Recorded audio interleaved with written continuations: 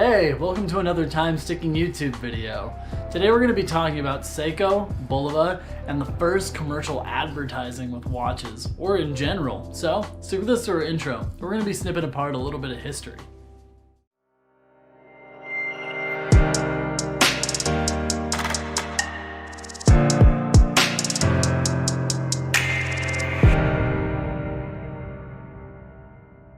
Now, to get started, Seiko and Bulova have a pretty big history with firsts in commercial advertising.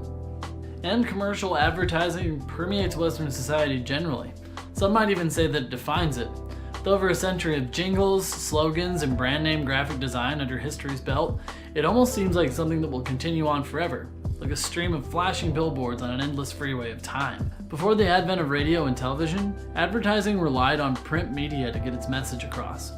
Tech began evolving into the 20th century, concerning both watches and otherwise, and clever horological companies took notice.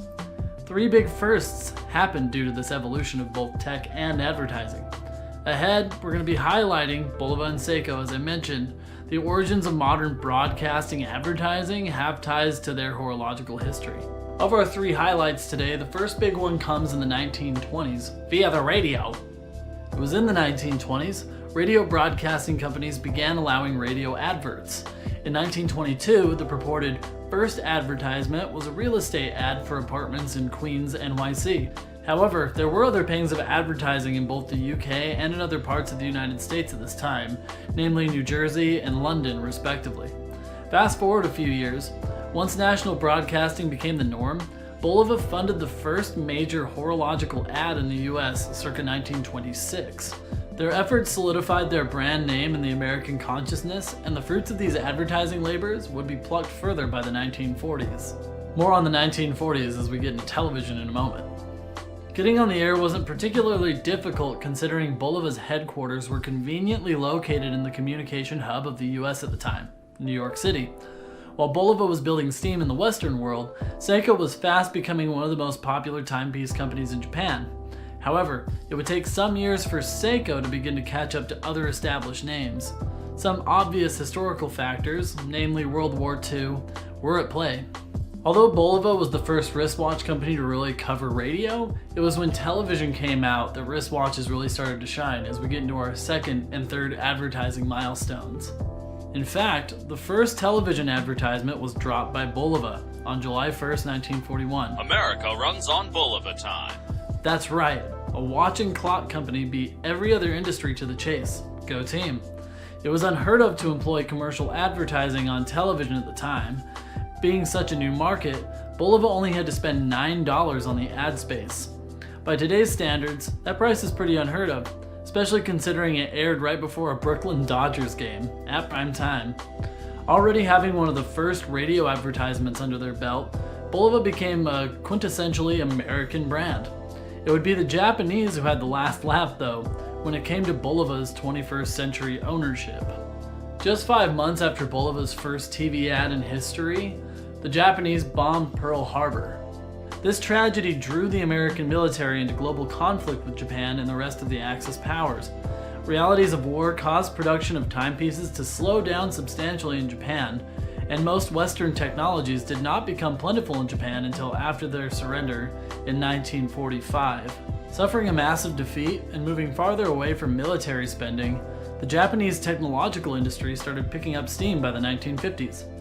In 1951, 10 years after Bulova released their groundbreaking TV ad, and 10 years after Pearl Harbor, Seiko released the first commercial radio advertisement in Japanese history. 2 years later, in 1953, Japan's first TV ad was also released by Seiko.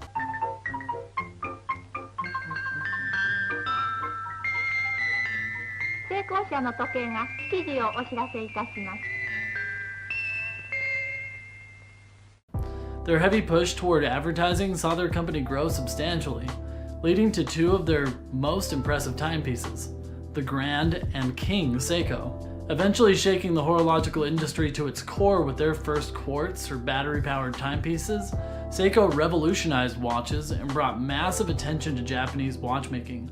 So much so that even Bulova would one day come to be owned by the renowned Citizen Watch Company of Japan. That's right, even though the Japanese were late to the game in advertising for obvious reasons, they actually ended up having such a big technological boom that now a lot of American companies are under the umbrella of other big Japanese names. More recently, when scrolling through Instagram, we noticed startup company Original Grain was boasting wood-inlaid watches made from aged whiskey barrels. Their rugged allure reinforces a narrative for their brand. It seems everyone is trying to have their own angle in today's industry. Without the first radio and television ads boosting particular brands, we'd likely not be seeing these targeted 21st century gig economy ads so prevalently. More and more, folks are finding ways to make their watch come across as a takes a licking and keeps on ticking style. Therefore, trusting advertisements can be tricky, but well-established brands like Seiko and Bulova continue to put out quality work en masse. They were there at ground zero as the horological industry met mass global communication, much to theirs and others' benefit. We here at Times Ticking always encourage folks to shop based on specifications and personal taste. That being said, personal taste can be heavily influenced by advertisements. So, by all means, enjoy any appealing ads. Hopefully they point you in the direction of something that'll last for you. If anything comes up though, we'll be here on the other side to help out. Do you have a favorite TV ad or radio ad for watches? Let us know in the comments below. We always like to hear from you. Hello, and thanks for watching our YouTube video today. If you enjoyed it, please give it a like, and you can find similar videos right here. For more new and interesting content from Times Ticking on our channel, please subscribe at the link here. And for more information about wristwatch repair and watch maintenance generally, you can find us at timesticking.com. Thanks so much and have a great day.